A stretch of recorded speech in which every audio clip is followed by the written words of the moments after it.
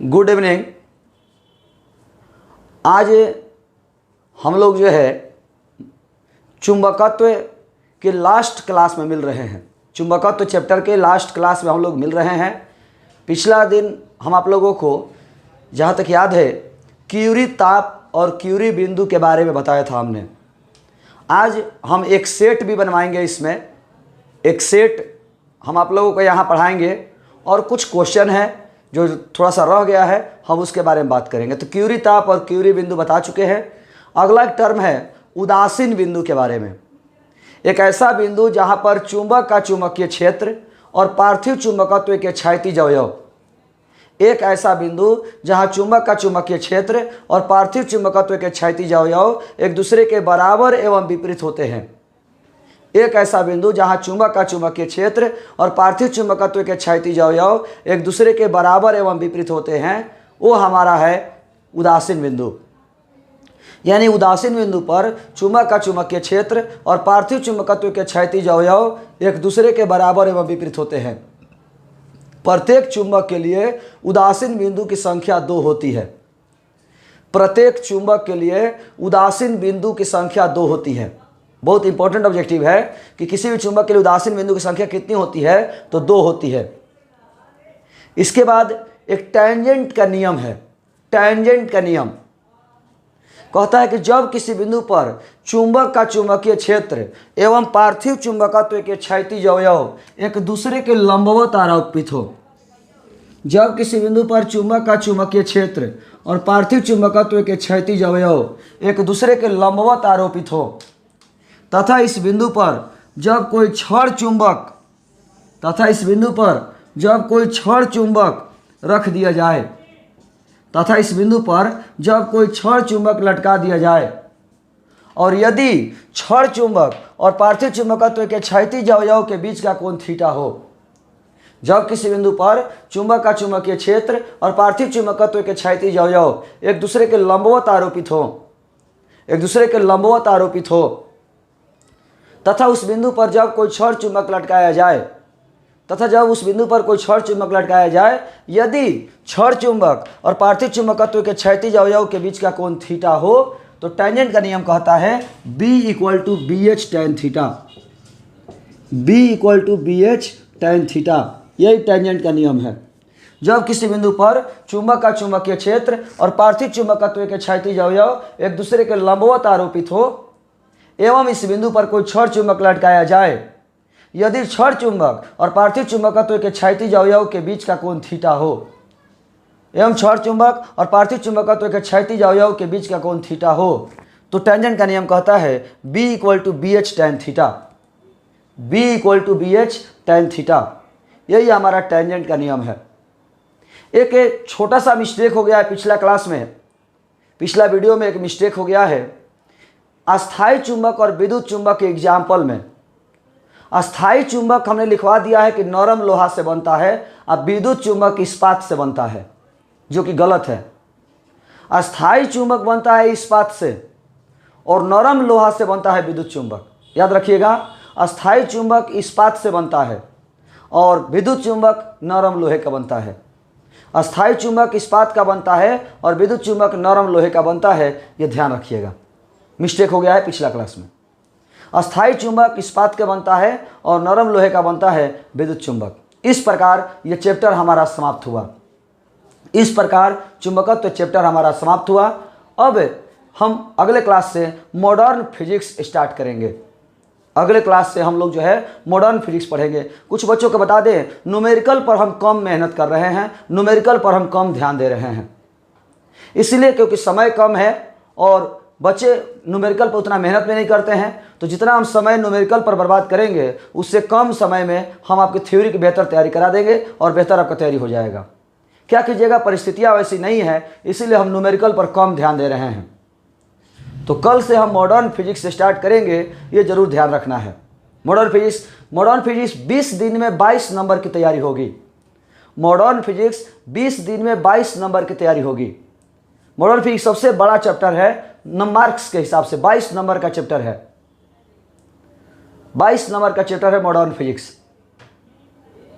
तो हम लोग जो है कल से मॉडर्न फिजिक्स से स्टार्ट करेंगे। तो अभी आप लोगों को यदि कोई प्रॉब्लम हो तो आप सवाल जो है यूट्यूब पर भी, व्हाट्सएप पर भी, टेलीग्राम पर भी कर सकते हैं। Good morning. तो अभी हम इसमें सेट की बात करने वाले हैं। हम जो है सेट के बारे में बात करेंगे। Set number 6, set number 6। अभी हम जो है सेट नंबर 6 की बात करने वाले हैं। सेट नंबर 6 चुंबक का है। 1 2 3 4 5 सेट बनवा चुके हैं, 7 8 9 भी बनवा चुके हैं।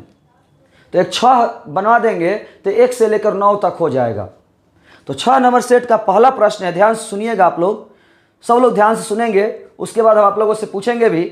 चुंबकीय क्षेत्र बी में स्थित, चुंबकीय क्षेत्र बी में स्थित चुंबकीय आघूर्ण वाले धारा पास, धारा पास जो है एक क्या बोलते हैं चुंबकीय द्विध्रुव होता है, द्वारा अनुभूत, अनुभूत माने एहसास हुआ, बल आघूर्ण का मान कितना होता है। यानी चुंबकीय क्षेत्र बी में एम चुंबकीय आघूर्ण का कोई धारा अवयव है तो बताइए उस पर लगने वाला बल आघूर्ण कितना होगा। आपको पता होगा बहादुर कि यदि हम चुंबकीय क्षेत्र में कोई धारा चुंबकीय द्विध्रुव को रखें, यदि हम चुंबकीय क्षेत्र में चुंबकीय द्विध्रुव को रखें तो उस पर लगने वाला बल आघूर्ण जो होता है वो आप भी जानते हैं, टाउ बराबर एम क्रॉस बी होता है।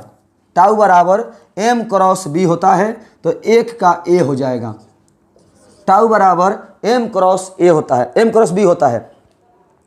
टाउ बराबर M B sine theta, tau बराबर एम बी साइन थीटा, तो टाउ बराबर एम क्रॉस बी हो गया। दूसरा है, यदि एक छड़ चुंबक को चुंबकीय याम्योत्तर में इस प्रकार रखा जाए कि उसका उत्तरी ध्रुव पृथ्वी के उत्तर की ओर हो तो उदासीन बिंदुओं की संख्या कितनी होगी। अभी जस्ट बताए हैं, अभी जस्ट बताया इसी वीडियो में कि उदासीन बिंदुओं की संख्या किसी चुंबक के लिए 2 होती है।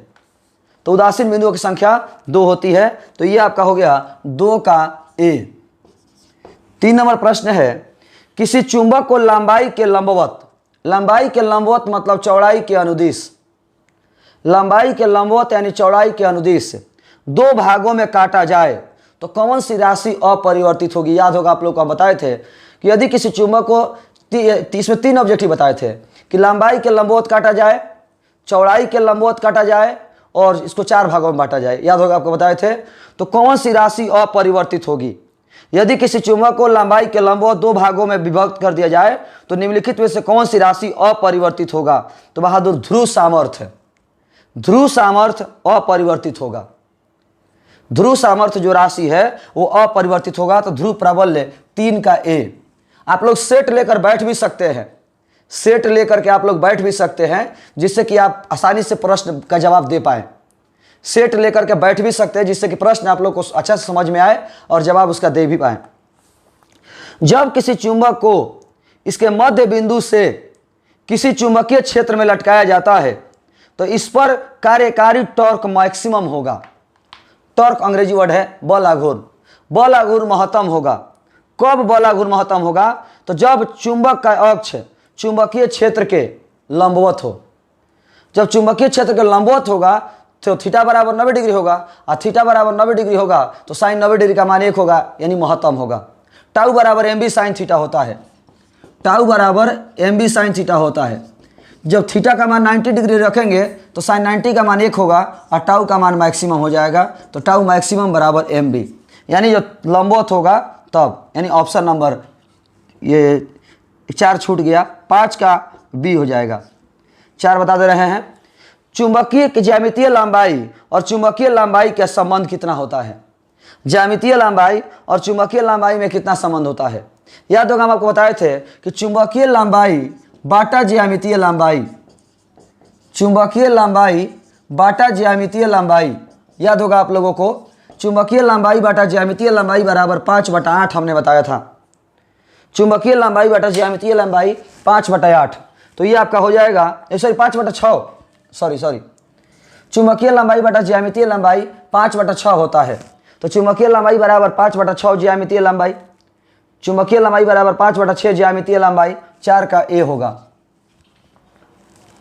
5 नंबर, निम्नलिखित में से किसका अस्तित्व नहीं होता है। इसमें से किसका अस्तित्व नहीं है। तो बहादुर आपको पता होगा कह रहा है कि इसमें से कौन ऐसा चीज है जो संभव नहीं है। एक आवेश संभव नहीं है। तो नहीं बहादुर, एक आवेश संभव है, एक आवेश संभव है। एकल चुंबकीय ध्रुव, नहीं बहादुर, सिंगल ध्रुव संभव नहीं है। याद होगा आप लोगों को, एक अकेला ध्रुव संभव नहीं है, हम ऐसा बता चुके हैं। एक अकेला ध्रुव संभव नहीं है, एक अकेला ध्रुव संभव नहीं है, यानी 6 का बी होगा। एक अकेला ध्रुव संभव नहीं है, 6 का बी। 7वां है, किसी छोटे चुंबक के मध्य बिंदु से समान दूरी पर अक्षीय तथा निरक्षीय स्थिति में चुंबकीय क्षेत्र का अनुपात कितना होता है। यानी अक्षीय स्थिति में चुंबकीय क्षेत्र और निरक्षीय स्थिति में चुंबकीय क्षेत्र का अनुपात कितना होता है।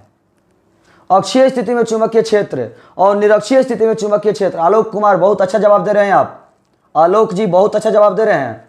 अक्षीय स्थिति और निरक्षीय स्थिति में चुंबकीय क्षेत्र का अनुपात कितना होगा। अक्षीय स्थिति और चुंबकीय निरक्षीय स्थिति में चुंबकीय क्षेत्र का अनुपात कितना होगा, तो 2:1, 2:1, 7 का बी। अक्षीय स्थिति और निरक्षीय स्थिति में चुंबकीय क्षेत्र का अनुपात 2:1 होगा। 8वां है, चुंबकीय द्विध्रुव के अक्षीय रेखा पर, चुंबकीय द्विध्रुव के अक्षीय रेखा पर मध्य बिंदु से r दूरी पर चुंबकीय क्षेत्र का मान समानुपाती होता है। तो अक्षीय स्थिति में चुंबकीय क्षेत्र का मान होता है μ0/4 पाई 2m/r³।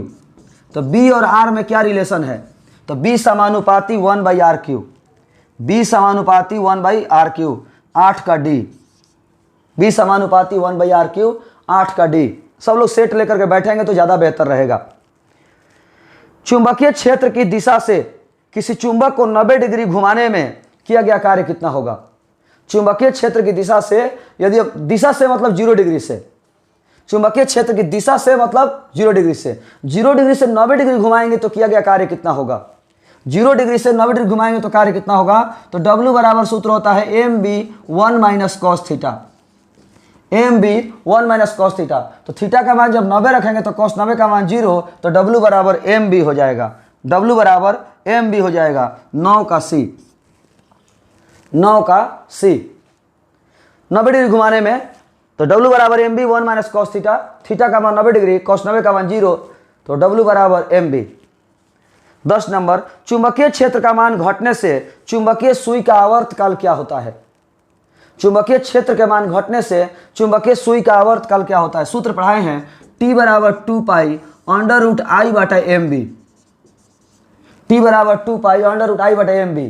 तो यदि B का मान घटेगा तो T का मान बढ़ेगा, उल्टा है, T का मान घटेगा तो B का मान बढ़ेगा। तो ये आपका हो जाएगा 10 का B। 11 है, एक समान चुंबकीय क्षेत्र B में द्विध्रुव आघूर्ण M के चुंबक के अस्थायी संतुलन में स्थितिज ऊर्जा कितना होगा।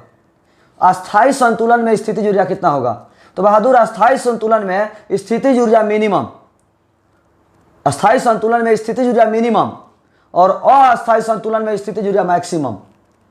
अस्थायी संतुलन में स्थितिज ऊर्जा मिनिमम और अस्थायी संतुलन में स्थितिज ऊर्जा मैक्सिमम। अब आप बताइए कि स्थितिज ऊर्जा मिनिमम कितना होता है, तो -mb। स्थितिज ऊर्जा मिनिमम कितना होता है, -mb। 11 का बी, 11 का बी। 12 नंबर, 12 भी छोड़ दीजिए, 13 देखिए, ध्रुव प्रबलता का ऐसा ही मात्रक कौन है। ध्रुव प्रबलता या ध्रुव सामर्थ्य का ऐसा ही मात्रक एम्पियर मीटर होता है।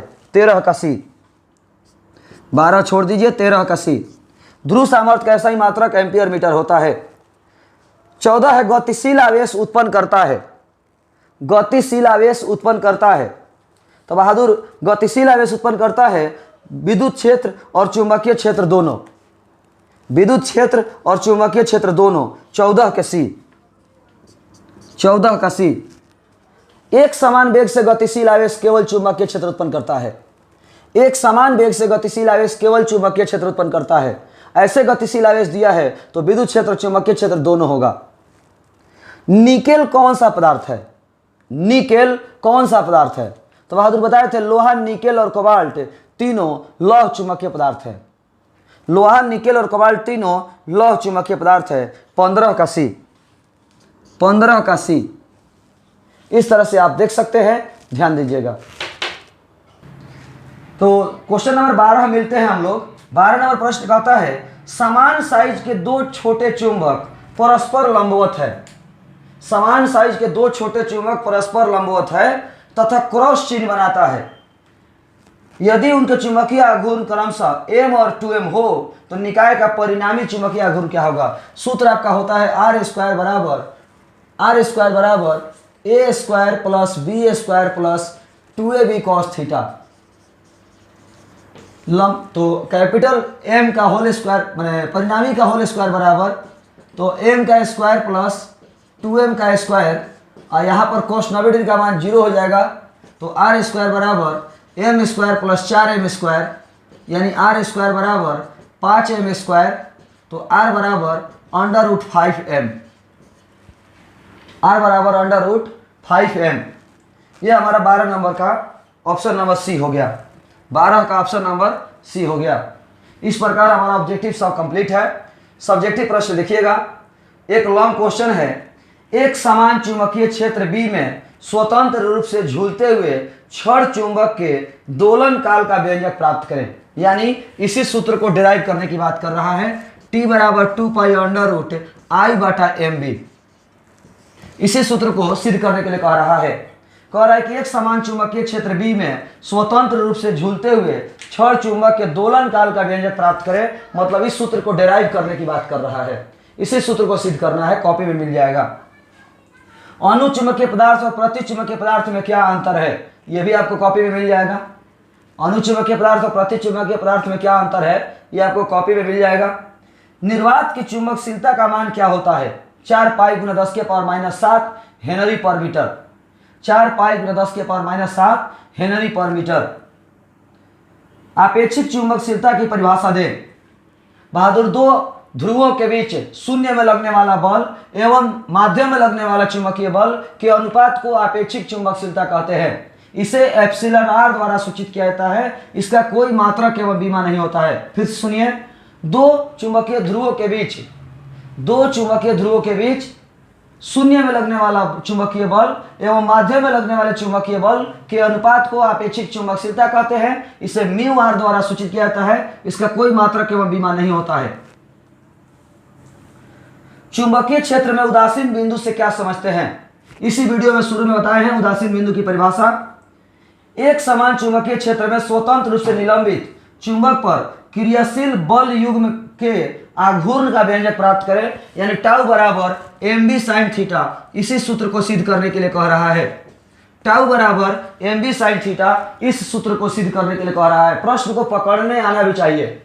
यदि आप प्रश्न पढ़ रहे हैं, जैसे हमने बता दिया कि ये सूत्र सिद्ध करने के लिए कह रहा है, यदि आपको नहीं समझ में आ रहा कि इसी सूत्र को सिद्ध करना है, इस सूत्र को सिद्ध करने के लिए कह रहा है, और यदि आपको नहीं समझ में आ रहा है कि इस सूत्र को सिद्ध करना है, तो आप हमसे पूछ सकते हैं कि हाँ सर, आप कैसे जान जा रहे हैं कि इसी सूत्र को सिद्ध करना है और हमें समझ में नहीं आ रहा है। आप सवाल कर सकते हैं।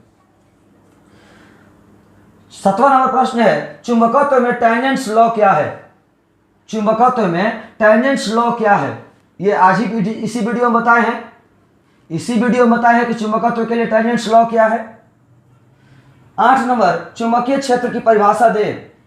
एक छोटे चुंबक या चुंबकीय द्विध्रुव के कारण किसी बिंदु पर चुंबकीय क्षेत्र के लिए व्यंजक व्युत्पन्न करें। चुंबकीय क्षेत्र की परिभाषा दे, और इसके आगे वाला लॉन्ग नहीं पढ़ाए हैं, यानी 8 नंबर प्रश्न पूरा आपको नहीं पढ़ाए हैं, कॉपी में नहीं मिलेगा, केवल चुंबकीय क्षेत्र की परिभाषा मिल जाएगा।